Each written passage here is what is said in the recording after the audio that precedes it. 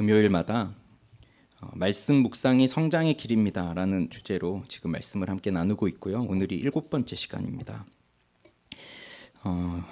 지난주도 이 147절, 148절로 함께 읽었었는데 오늘도 지난주에 이어서 이제 이 147절, 148절 말씀을 좀 나누겠습니다. 우리 같이 읽어보겠습니다. 147절, 148절입니다. 시작. 내가 날이 밝기 전에 부르짖으며 주의 말씀을 바라싸우며 주의 말씀을 조용히 읊조리려고 내가 새벽녘에 눈을 떴나이다. 아멘. 제가 다시 한번 읽을게요. 내가 날이 밝기 전에 부르짖으며 주의 말씀을 바라싸우며 주의 말씀을 조용히 읊조리려고 내가 새벽녘에 눈을 떴나이다. 아멘. 자, 보통 이 시는 시편에 나오는 이 식구들이 대꾸를 이루면서 나오는 경우들이 많아요. 이 147절과 148절도 대꾸를 이루고 있습니다.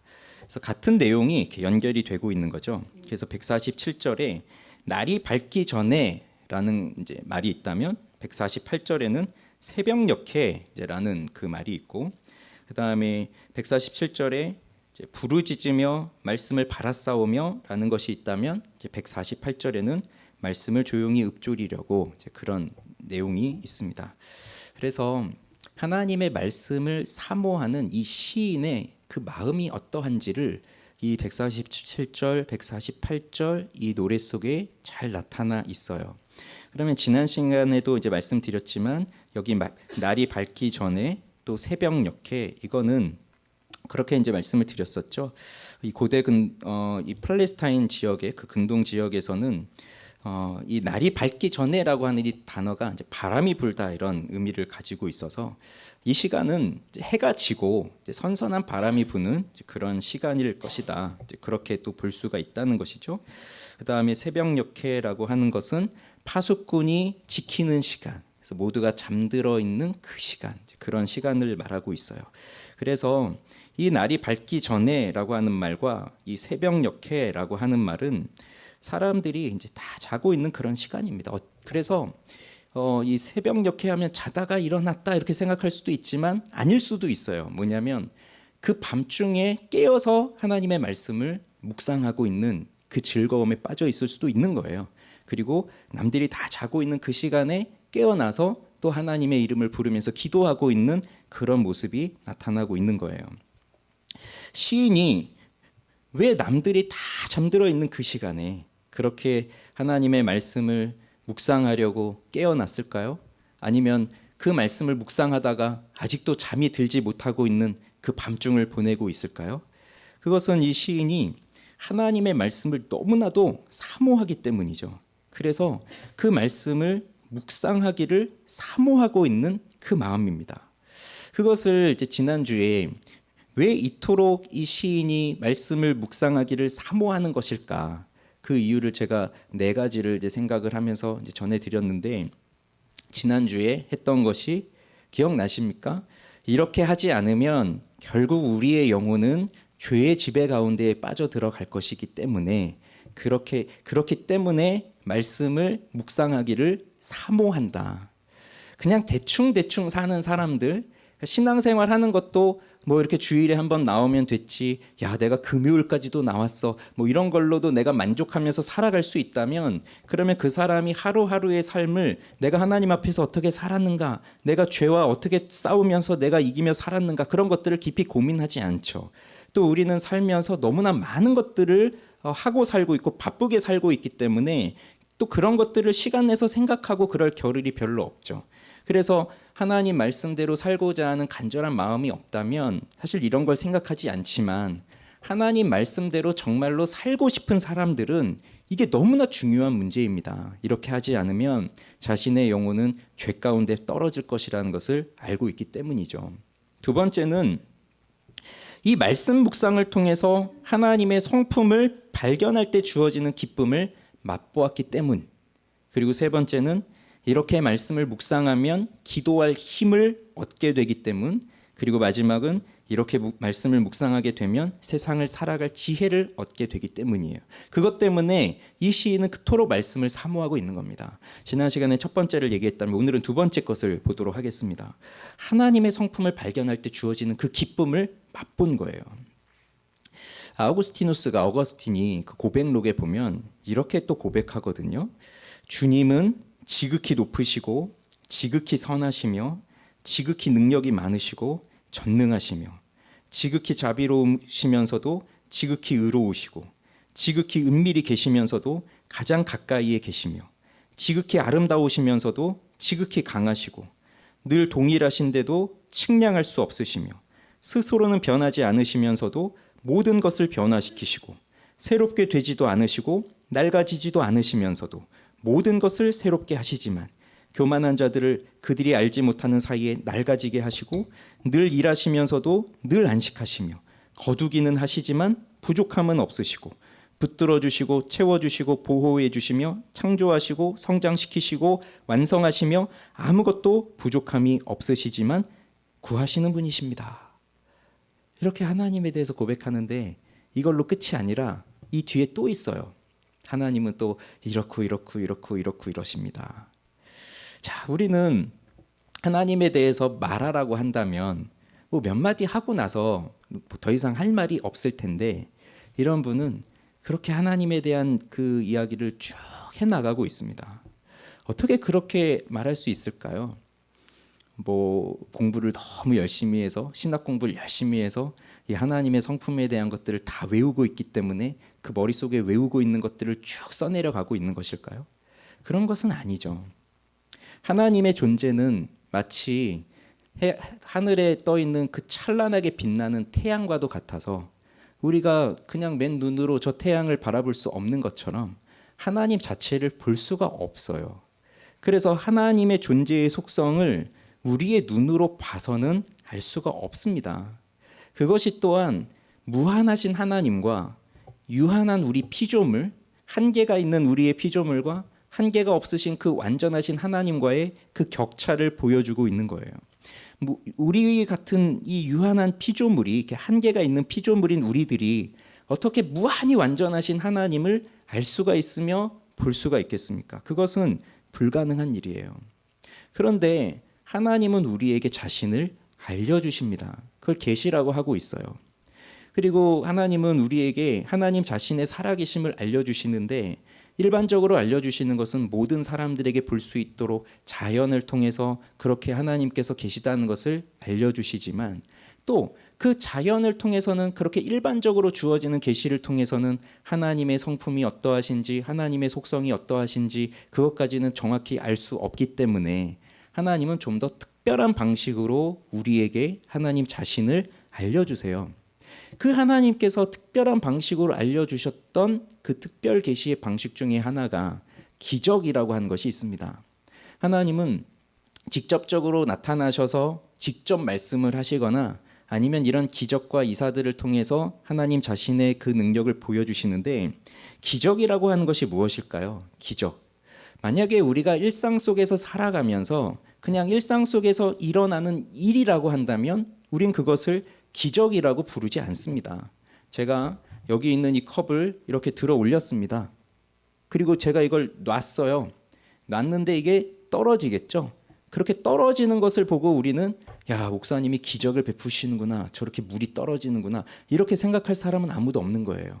그런데 제가 이렇게 딱 들고 있다가 이걸 놨는데 얘가 안 떨어지고 가만히 이렇게 있다. 공중에 떠 있다. 그러면 야, 기적이다. 이렇게 말할 수 있는 것이죠. 그래서 일상의 삶 속에서 우리가 다 생각할 수 있고 원인과 결과를 다 생각할 수 있는 그 과정 속에서 일어나고 있는 일은 기적이라고 말하지 않지만 이 기적은 그걸 넘어서서 있는 거예요. 그렇다고 본다면 하나님이 우리에게 자신의 그 능력을 보여주시기 위해서는 자, 하나님은 시간에 매여 있으십니까? 하나님은 시간에 매여 계신 분이 아니에요. 우리는 이해할 수 없지만 태초에 하나님이 천지를 창조하시니라 라고 하면서 성경이 시작되면서 그 태초에라고 하는 그 in the beginning 그 시작이 나오잖아요. 그렇지만 하나님이 뭐 그때 하나님도 같이 시작하셨느냐? 그것이 아니라 하나님은 그 시작이 있기 전에도 하나님이 계셨고 그리고 지금 우리들은 이렇게 살아가는 순간 우리에게는 시간이 흐르면서 이미 과거도 있고 지금 현재도 있고 미래도 있지만 사실 지금 현재도 바로바로 지나가면서 현재라고 멈춰 있는 것이 없어요. 그러다 보니까 과거의 일들은 지나가면서 우리는 기억하지 못하는 것들, 잊어버리는 것들, 왜곡한 기억들 뭐 이런 것들로 인해서 온전히 다 알 수 없고 현재는 지금 바로 지나가 버리니까 또 알 수가 없고 미래는 무슨 일이 일어날지 모르니까 알 수 없지만 하나님은 그 모든 것을 초월하고 계시는 시간에 매여 계시지 않으신 분이시기 때문에 그렇게 시간과 상관없이 존재하시는 영원하신 분이시고 공간도 마찬가지죠. 우리는 지금 여기 이 공간에 있지 내가 여기 있는 순간 저 밖에는 있을 수 없듯이 어느 한 공간에 매여 있지만 하나님은 그 공간에도 매여 계신 분이 아니세요.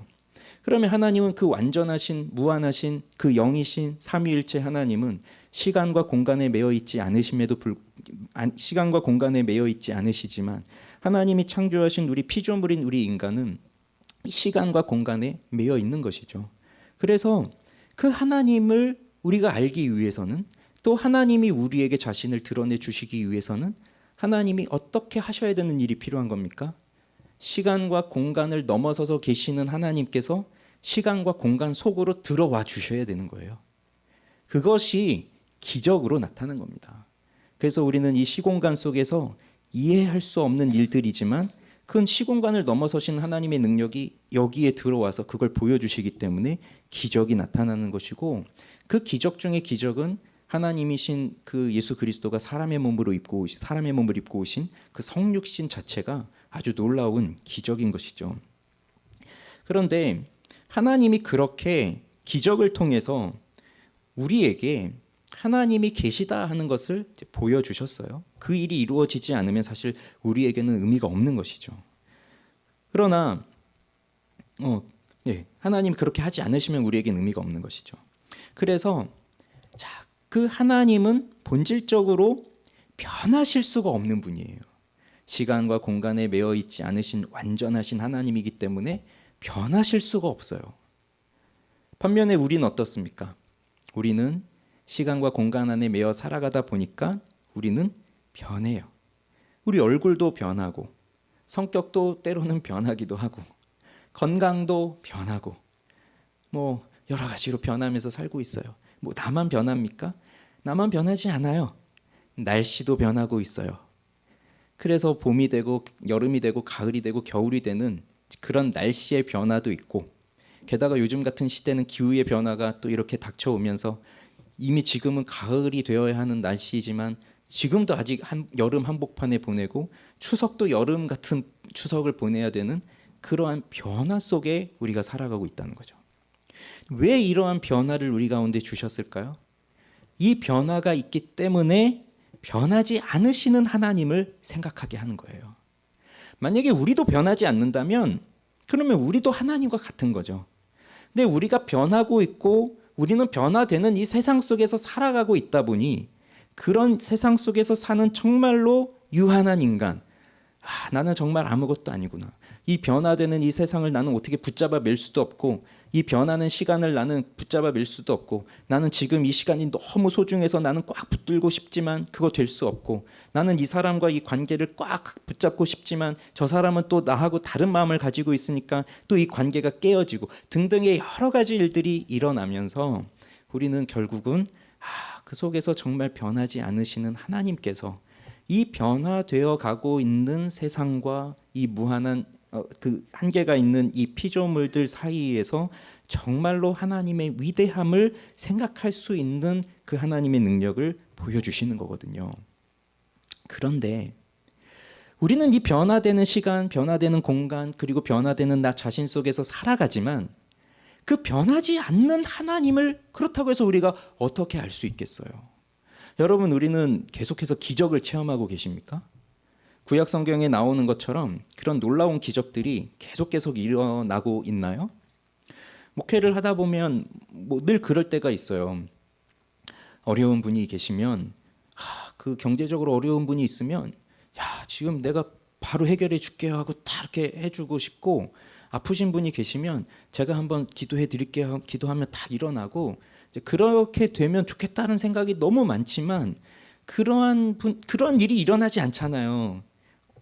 일어날 수도 있겠지만 정말 기도하면서 빨리 낫고 이런 일은 일어날 수 있겠지만 근데 제가 어디서 갑자기 돈이 필요한데요. 잠깐만 기다려 보세요. 제가 기도하겠습니다. 했더니 제 주머니에 갑자기 없던 돈이 확 생기고 이런 기적은 그런 건 사실 일어나지 않잖아요.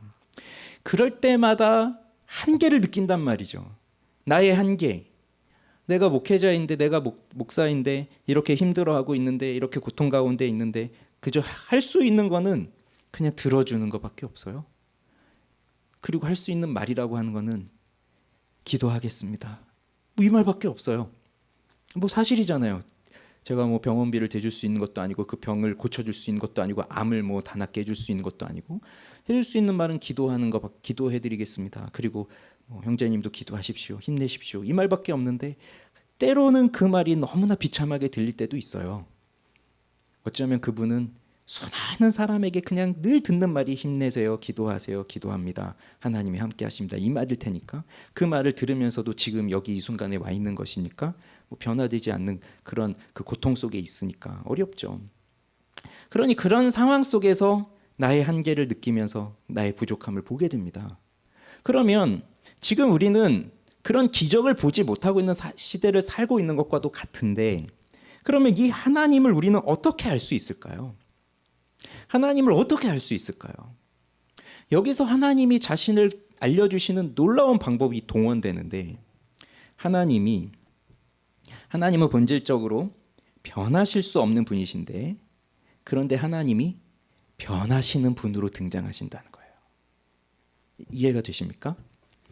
예를 들어보면 하나님은 사람을 창조하시고 이렇게 말씀하시죠. 사람들이 죄악이 가득한 걸 보시고 내가 사람 지은 것을 후회하노라. 이런 말씀을 하신단 말이에요. 그러면 사람을 창조해 놓고 야 보기에 심히 좋았더라 이렇게 말씀하시면서 너무나 기뻐하셨던 하나님이 이 인간들이 선악과 따먹고 그렇게 죄짓더니 나를 배반하고 나를 이렇게 아프고 괴롭게 하는구나. 그러면서 내가 너 만든 걸 정말 후회한다. 이제 그런 표현들을 하신단 말이에요. 그러면서 난 너를 다 진멸해 버리겠다. 그러면 하나님의 뜻이 변한 것입니까?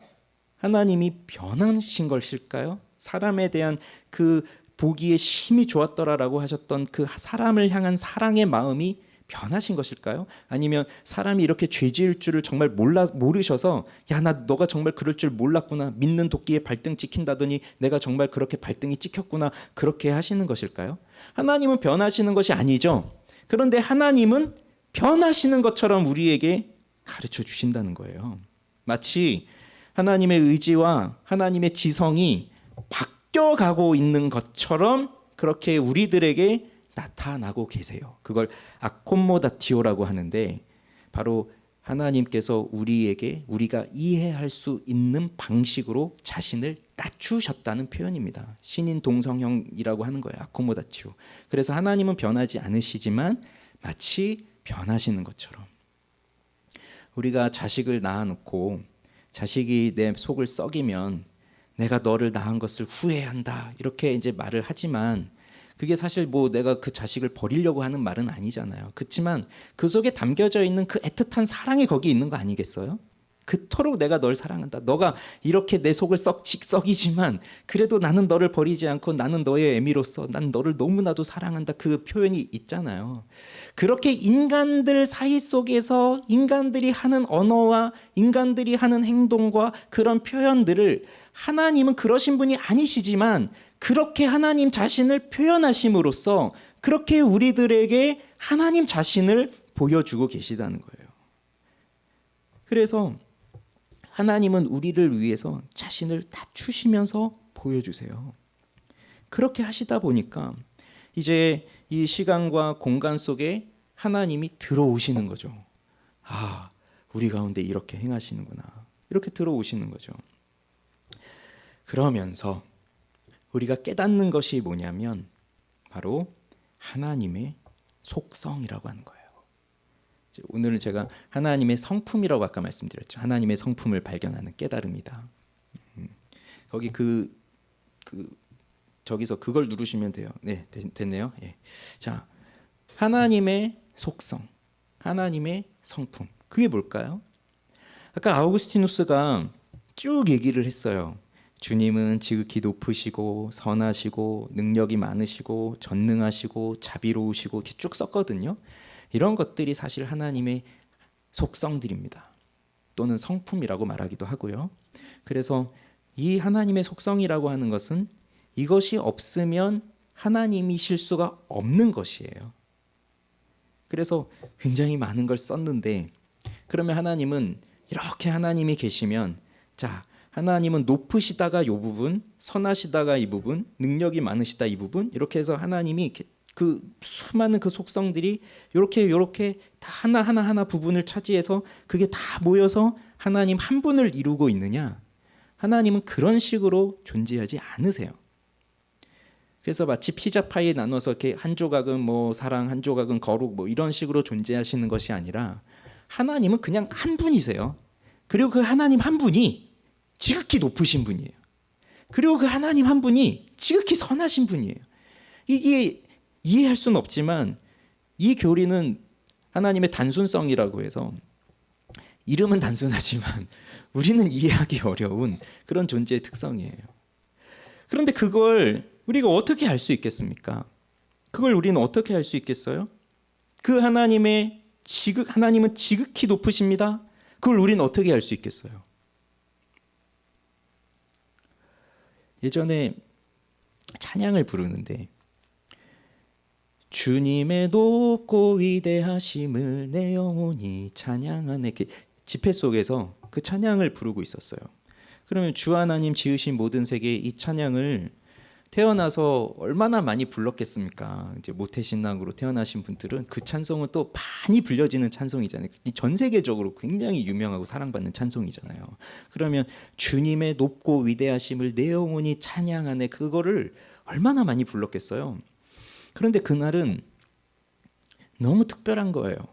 그 찬양을 부르는데 정말로 주님의 높고 위대하심이 내 앞에 딱 나타나는 거예요. 그러면서 나의 모습이 오늘 그게 저녁에 했던 집회였는데 오늘 아침부터 내가 여기까지 오기까지의 그 나의 모습과 나의 생각과 내가 했던 것들, 그리고 그 이전에 내가 했던 것들이 떠오르면서 주님은 정말 높고 위대하신 그 분이신데 나는 이토록 악한 생각을 품고 사람들 몰래 악한 일들을 하고 그렇게 죄를 짓고 살아가는 정말 미약한, 너무나 비천한 인간이구나, 그 생각을 하게 되면서 정말로 눈물이 막 쏟아지면서 부를 수가 없는 거예요. 주님의 높고 위대하심을 내 영혼이 찬양하네. 그런 하나님의 높고 위대하심을 어떻게 아는 겁니까? 그게 바로 경험이에요. 그러니 수없이 그 찬양을 불러도 하나님의 높고 위대하심을 경험해 보지 못하면 그게 무슨 뜻인지를 알 수가 없는 거거든요. 그런데 하나님이 그걸 깨닫게 해주시는 때가 있단 말이에요. 그러면서 하나님께서는 성령을 통해서 하나님이 누구이신지를 우리에게 알려주시면 동시에 깨닫게 되는 것이 있는데, 내가 누구인가예요. 내가 누구인가를 찾기 위해서 아무리 나를 들여다봐도 나의 본 모습을 알 수가 없는데, 하나님이 하나님 자신을 우리에게 알려주시면 내가 누구인지가 정확하게 드러나게 되면서 그 하나님의 높고 위대하심을 내 온몸으로 느끼게 돼요. 내가 이렇게 낮은 사람이구나. 그런데도 내 영혼이 주를 찬양하는데 그게 말이 됩니까? 이 내 영혼이 어떻게 그 높으신 하나님을 찬양합니까? 근데 내가 그 주님을 찬양하고 있다는 거예요. 너무 놀라운 거예요. 그것이 바로 하나님의 속성, 그리고 그 속성을 경험하는 거예요. 근데 그것을 무엇을 통해서 우리는 알 수 있을까요?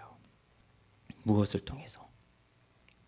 그게 바로 하나님이 그 자신을 우리가 이해할 수 있도록 시공간 속으로 들어오셔서 역사하신 그 수많은 기적들과 하나님이 또 수많은 사람들에게 직접적으로 말씀하여 주셨던 것들과 또 예수님께서 이 땅에 오셔서 하나님 자신을 직접적으로 드러내 주신 것과 그 하나님이신 예수 그리스도가 십자가에서 죽으시고 부활하신 것과 이 모든 일들을 기록한 이 성경을 통해서 우리는 그 하나님을 보게 된다는 겁니다. 그래서 하나님의 속성을 알기 위해서는 그냥 눈 감고 하늘만 쳐다보고 있다고 되는 것이 아니라 하나님의 말씀인 이 성경을 읽고 묵상하는 과정이 우리에게 있어야 된다는 겁니다. 하나님은 이것을 통해서 우리에게 이제 자신을 알려주시는 거예요. 그래서 성경이라고 하는 것이 우리에게 이렇게 이 성경이 들려져 있는 것 자체가 기적이고 이걸 우리가 읽을 수 있다는 것 자체가 너무나 큰 기적이죠. 왜? 이건 하나님의 말씀인데요. 하나님이 생각해 보세요. 하나님이 태초에 천지를 창조하시니라. 그리고 빛이 있으라 말씀하시되 빛이 있으며 하실 때 하나님이 빛이 있으라라고 말로 하셨겠어요? 그럼 말로 하셨으면 한국말로 하신 겁니까? 영어로 하신 겁니까? 히브리어로 하신 겁니까? 무슨 말로 하셨겠습니까? 그리고 그 말을 한다고 하면 누가 듣겠어요? 거기 지금 아무것도 없는데, 빛이 없는데 빛이 있으라라고 듣고 나오겠냐고요. 그러니까 그 빛이 있으라라고 하나님이 말씀하실 때 그 말씀은 우리가 생각하고 있는 것처럼 이 언어화되는, 소리로 발화돼서 나오는 그러한 말이 아니라 하나님이 가지고 계신 그 하나님의 생각과 뜻이 나타나는 게 그게 또 하나님의 말씀인 거예요. 그렇지 않습니까? 왜냐하면 들을 대상도 없고 무슨 말로 하겠습니까? 그리고 이 말로 언어를 통해서 주고받는 것도 우리 사람들이나 이렇게 하는 것이지, 하나님이 가지고 계신 뜻이, 그 생각이 그대로 나타나고 있는 거예요. 그렇게 말씀하시는 분이 하나님이세요. 그래서 태초에 말씀이 계시니라, 그분이 곧 예수 그리스도시잖아요. 그 말씀이신 그분이 그 그리스도를 통해서 그렇게 세상을 창조하시는 거예요. 그런데 그분이 우리에게 말씀하신다고 할 때는 바로 이 언어를 통해서 우리에게 이제 말씀을 하시는 거예요. 그리고 그 언어로 기록된 이 성경을 통해서 지금 우리에게 그것을 주시는 거예요. 그러면 성경을 읽잖아요. 그리고 성경을 읽고 묵상을 해요. 묵상한다는 것은 이제 계속 말씀드리지만 이제 중얼중얼거린다, 반복적으로 생각하고 깊이 생각하고 숙고하고 이제 그런 거라고 했잖아요. 자, 그러면 우리가 이 성경을 읽는데, 자, 내가 날이 밝기 전에 부르짖으며 주의 말씀을 바라싸우며 주의 말씀을 조용히 읊조리려고 내가 새벽녘에 눈을 떴나이다. 읽었습니다. 그러면 묵상을 합니다. 생각을 하죠. 그럼 뭘 생각하는 겁니까? 뭘 묵상하는 겁니까? 여기 적혀 있는 글자를 묵상하는 건 아니죠. 여기 적혀 있는 글자를 읽으면서 여기 내가 니은하고 에 기억 이런 식으로 써 있구나, 그걸 묵상하는 게 아니에요. 그럼 뭘 묵상하는 겁니까? 그 속에 담겨 있는 하나님의 뜻이 무엇인지를 묵상해야 되는 거잖아요. 그래서 저희 대학 때 정말 그 농담이지만 왜 PBS 말씀드렸잖아요. PBS 약자 뭐라고 했죠? 피보세? 퍼스널 바이블 스터디. 그 성경을 이제 연구할 수 있는 그런 것들을 이제 얘기하면서 재밌는 얘기를, 재밌진 않지만 이제 얘기한 거예요. 그 20대 대학생들한테. 20대 대학생들이 제일 하고 싶은 게 뭐예요? 연애잖아요. 그 연애 편지를 받았다. 네가 정말 관심 있는 자매에게서 연애 편지를 받았다. 그럼 너 그거 어떻게 할래? 그 연애 편지를 PBS를 해야 돼. 그래서 저는 아쉽게도 그 20대 때 못 받아봐서 그 PBS를 해볼 기회, 전 성경만 PBS를 해봤는데 받았으면 이게 글로 써서 이렇게 왔지만 이게 정말 이 자매가 뭘 썼는지 그걸 묵상하라는 거잖아요. 그러면 야, 이 자매가 글씨를 예쁘게 쓰는구나, 이거 맞춤법 틀렸구나, 띄어쓰기 틀렸구나, 여기선 이 단어가 더 좋을 텐데 이 단어를 썼구나, 그런 거 생각하라는 게 아니라 이 자매가 정말 나를 좋아하는지, 아니면 그 사람이 좋아하는 게 뭔지, 내가 어떻게 하면 더 자기가 나를 좋아해 줄 것인지, 그걸 그 짧은 문장 속에, 그 단어 속에 무엇이 들어있는지 그걸 파악해라는 거잖아요. 하나님의 말씀도 그렇다는 거예요. 우리가 그냥 이 글씨로 써 있는 성경을 그냥 읽어 나가는 거는 뭐 유치원생, 초등학생도 그 한글만 띄면 할 수 있는 거고, 영어를 잘하는 사람은 이제 영어 성경도 읽을 수 있는 거죠. 근데 그게 아니라 그렇게 하면서 여기서 하나님이 어떠한 말씀을 하시는가, 그것을 통해서 하나님이 가지고 계신 그 속성과 그 하나님의 성품이 무엇인가, 그것을 깨달으라는 거예요. 그걸 묵상하라는 거예요. 그렇게 말씀을 묵상하면서 하나님의 성품을 깨닫게 될 때, 그걸 깨달은 사람은 그 기쁨을 말할 수 없다는 거예요. 그 기쁨이. 그래서 하나님의 말씀을 뭐라고 고백합니까? 꿀송이보다 더 달다고 고백하는 거 아니에요. 오늘 새벽에 그 열왕기하 말씀을 보면 아람 왕이 엘리사를 잡으려고 수많은 군대를 보냈습니다. 그래서 사환은 그 군대를 보고 두려워 떨었지만 엘리사는 하나님이 자신을 지키고 계시고 있다는 것을 보게 되었어요. 알고 있단 말이에요. 그러면서 그 사환의 눈을 뜨게 해달라고 기도했고, 하나님이 그 사환의 눈을 뜨게 하시니까 불말과 불병거가 산에 두르고 있다는 것을 알게 되었어요. 자, 그런 말씀을 묵상한다고 하면 그 속에 담겨져 있는 하나님의 성품이 무엇입니까? 그걸 보는 거잖아요. 그러면 하나님의 사람, 오늘 새벽에 제가 그게 말씀드렸습니다. 하나님의 사람에 대한 그 영향력이, 세상은 그 한 사람을 잡기 위해서 마치 한 나라를 초토화시키기 위해서 보내는 군대를 보내는 거예요. 우리 하나님의 사람, 우리 각각의 하나님의 사람들, 또 우리는 하나님의 사람이라고 말하는 것보다 하나님의 자녀라고 말하는 게 더 좋죠. 나와 같은 사람 하나님의 자녀 삼아주신 거 감사합니다. 그렇게 고백했잖아요. 우리가 하나님의 자녀라고 한다면 사탄이 지금 우리 한 사람을 꼬꾸라뜨리기 위해서 그냥 말 한마디, 뭐 작은 것 하나 이렇게 오지만, 사실은 그것이 정말 수많은 걸 동원하면서, 이 세상이 수많은 걸 동원하면서 나를 넘어뜨리게 하고 있는 그 현실이에요. 그 속에서 하나님은 이렇게 지키신다. 영혼의 눈을 뜨게 하시면서 그들을 누르시는 그 하나님의 위대한 능력을 보게 하신다. 그 속에서 나를 이렇게 사랑하시는구나 라고 하는 그 하나님의 사랑을 깨닫게 된다면, 하나님의 그 능력을 깨닫게 된다면, 그래서 지금 내 앞에 놓여있는 이 현실 속에서 지금 나는 여기 꼬꾸라져서 죽을 것 같지만, 그러나 내 눈에 보이지 않는 그 하나님의 영광스러운 일들이 나를 지금도 이렇게 보호하고 계시는구나, 그걸 내가 내 눈을 떠서 보게 되면, 그럼 이게 그냥 그런가 보구나 하고 넘어갈 일입니까? 아닌 거예요. 하나님이 이렇게 나를 이끌어 주시는구나, 그걸 깨닫는 거예요. 그것이 너무나 큰 기쁨인 겁니다. 이건 해보지 않은 사람은 모르는 거예요. 말씀을 묵상해보지 않은 사람은 모르는 거예요. 그리고 묵상을 하면서 그걸 경험해보지 못한 사람은 모르는 거예요.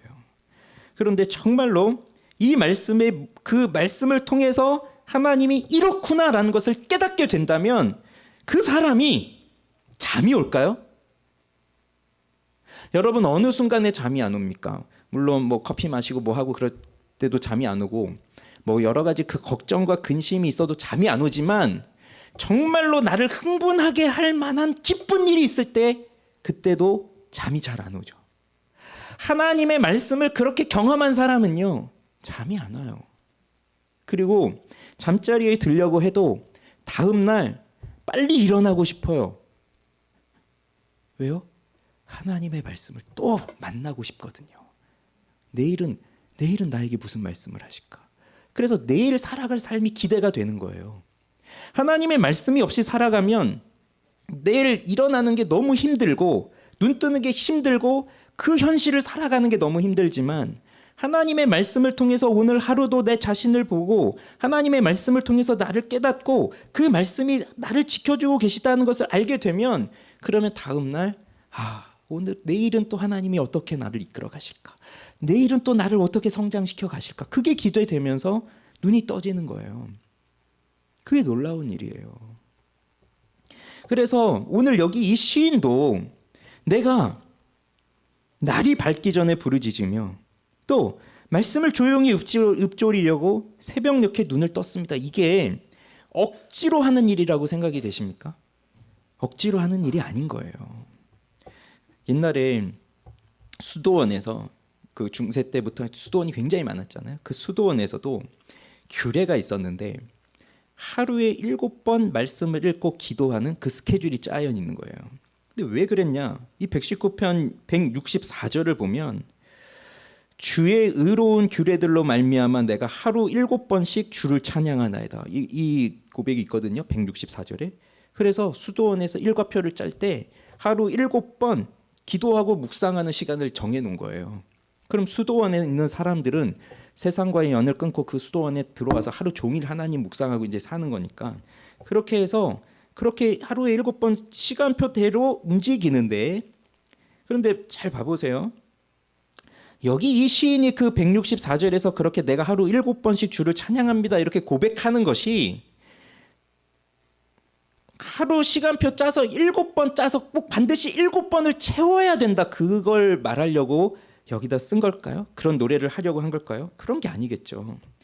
그 기도하고 말씀을 묵상하고 하나님을 찬양하는 것이 내 삶에서 가장 우선적인 우선순위다. 가장 높은 우선순위다. 그걸 말하려고 그렇게 한 것이지. 이걸 그냥 뭐 7번 다 한다고 해서 그러면 하나님을 더 많이 사랑하고 그런 것이냐? 그거 아닌 거예요. 규례도 좋습니다. 그런데 이게 마음에도 없는 행동과 습관으로 나오면 그건 자기 의를 쌓아가는 외식이 되는 거예요. 시인은 억지로 새벽에 일어나고 억지로 밤늦게까지 기도하고 그런 것이 아니라 그 속에 하나님의 성품을 발견하는 그 놀라운 기쁨이 있었기 때문에 이렇게 밤에도 새벽에도 그리고 하루 중에도 그렇게 기도하고 묵상하고 찬양했다는 거예요. 우리나라 독서률이 매해 줄고 있다는 건 알고 계시죠? 근데 요즘에 놀라운 뉴스가 들리는데 지금 이제 전 세대마다 가장 독서량이 높은 세대가 몇 살인 줄 아십니까? 20대라고 합니다. 우리들이 생각할 땐 20대가 제일 책을 안 읽을 것 같아 이제 생각하지만 20대들이 제일 책을 많이 읽고 있대요. 그러면서 텍스트 힙이 지금 인기를 끌고 있다고 합니다. 책 읽기 열풍이 일어나고 있대요. 근데 왜 그랬느냐 했더니 뉴진스라고 아시죠? 우리 예의가 이제 되게 좋아하는데 뉴진스의 민지 그 친구가 친구라고 하면 되나?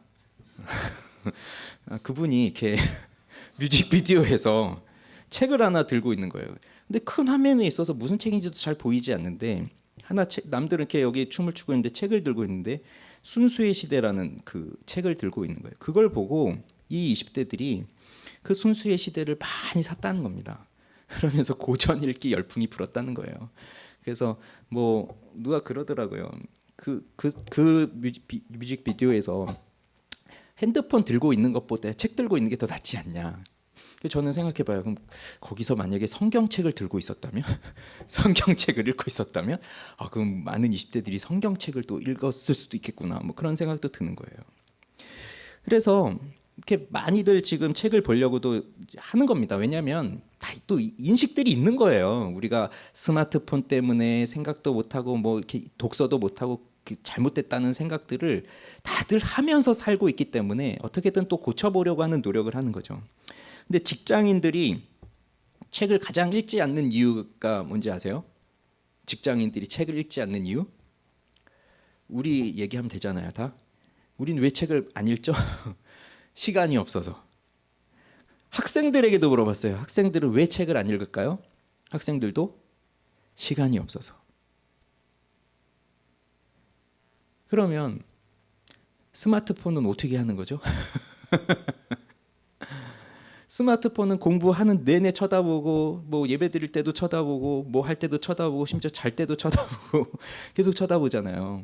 그러니까 인식이 뭐가 있냐면 책을 읽어야 된다라고 할 때는 내가 뭔가 시간을 내야만 할 수 있는 것이다. 이제 그런 인식이 있는 거고 핸드폰은 내가 시간을 내지 않아도 틈틈이 할 수 있는 것이다. 이런 생각을 하는 거예요. 그래서 어제 제가 치과를 갔는데 그 전에도 한번 말씀드렸지만 전 치과 갈 때마다 인생을 생각합니다. 내가 잘 살 것. 이 치익하는 그 소리가 너무 무서워서 내가 좀 잘 살 걸. 부지런히 치아 관리를 좀 할 걸. 그 회개하는 마음으로 거기 앉아 있거든요. 너무나 그 아플까 봐 두려우니까. 근데 그런 생각이 드는 거예요. 기다리고 있는 시간이 있잖아요. 병원에서도 기다리고 치과에서도 이렇게 의자에 앉아 있는데 또 선생님이 다른 옆에 있는 환자 봐주고 이렇게 또 기다리고 있는 시간이 있잖아요.